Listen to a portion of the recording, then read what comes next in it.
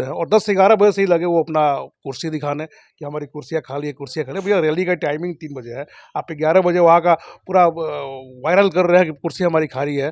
प्रशांत की बनाई हुई नीतियों पर चल के उसको फॉलो करके नीतीश जी सत्ता की कुंजी पाई, ये सब कुछ जानता है। प्रशांत कोई गलत नहीं कर रहा है, प्रशांत सही कर रहे हैं।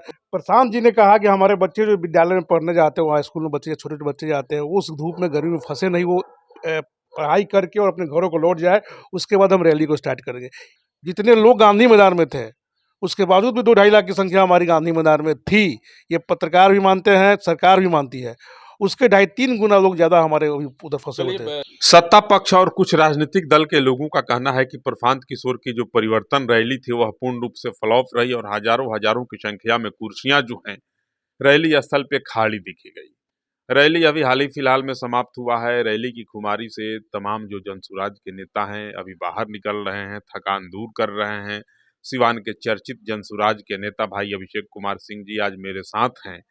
ये भी अभी थके हारे हैं, बावजूद इसके बैठे हुए हैं। हम लोग बात करेंगे कि आखिर किस चूक के कारण, किस कमी के कारण प्रशांत जी की परिवर्तन रैली जो है परिवर्तन करने के पूर्व ही फ्लॉप कर गई। बहुत बहुत स्वागत भाई। जी शंभू जी, आपका भी बहुत बहुत धन्यवाद और आपके चैनल को जितने लोग देख रहे हैं सभी को मेरा प्यार भरा अभिवादन। बड़ी चर्चा था, बड़ी हवा था कि रैली सुपर डुपर होगी, गांधी मैदान पूरा भर जाएगा, पटना की नाकेबंदी कर दी जाएगी, लोगों से गली गली जाम हो जाएगा। ऐसा कुछ हुआ नहीं। गांधी मैदान में जहां कार्यक्रम था वहां हजारों हजारों की संख्या में कुर्सियां खाली रह गई। कहाँ चूक हो गई? देखिए शंभू जी, इसको इस तरह से समझना होगा, रैली कहीं से सुपर फ्लॉप नहीं हुई, रैली हमारी हिट रैली रही। और प्रशांत के एक बुलावे पे, जनसुराज के एक बुलावे पे 3800 जिला से जितने जनसुराजी हैं या बिहार बदलाव में जो यकीन रखते हैं, जो विश्वास रखते हैं, जो बिहार में एक बदलाव होते देखना चाह रहे हैं, वो लोग पटना गांधी मैदान को निकल पड़े थे। और अगर वे पटना गांधी मैदान में पहुंच जाते तो 2 गांधी मैदान पटना का उस रैली के लिए छोटा पड़ जाता। एक तो हमारी रैली की जो टाइमिंग थी वो 3 बजे दिन से थी। इतिहास में पहली बार, अगर आपको भी पीछे जानकारियाँ होगी, याद होगा, तो आपने देखा कोई रैली 3 बजे शाम को रैली नहीं हुई है। लालू जी दर्जनों रैली की, 1 बजे उनका समय रहता है। 11 बजे और 1 बजे, लास्ट 1 बजे यही होता है।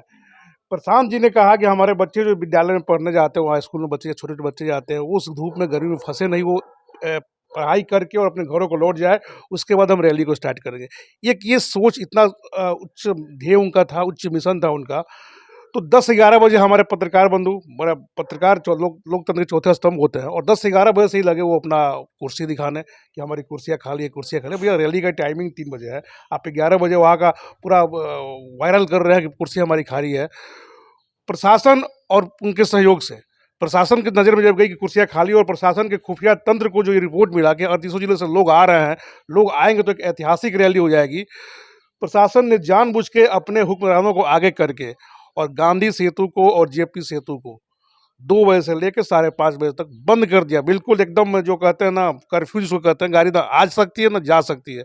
जो लोग भी, अन्य लोग सरकार पे बहुत बड़ा आरोप लगा रहे हैं। सरकार पे ही आरोप है, क्योंकि सरकार के हाथ और पैर फूल गए थे खुफिया तंत्र के रिपोर्ट के बाद।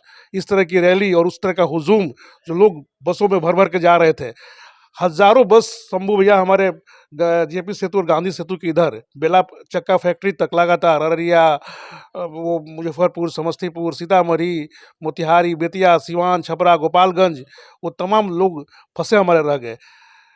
जितने लोग गांधी मैदान में थे उसके बावजूद भी 2-2.5 लाख की संख्या हमारी गांधी मैदान में थी, ये पत्रकार भी मानते हैं, सरकार भी मानती है। उसके 2.5-3 गुना लोग ज्यादा हमारे उधर फंसे हुए थे। प्रशांत लगातार कह रहे हैं कि नीतीश कुमार को मुख्यमंत्री हमने बनाया। बिल्कुल, जो नीतीश कुमार को मुख्यमंत्री 2005 में तो आए थे, ठीक है, लेकिन जो सत्ता उनके हाथ से निकल जब रही थी, उस समय प्रशांत ने उनको सहयोग करके फिर से बिहार की राजनीति में स्थापित करने का काम किया।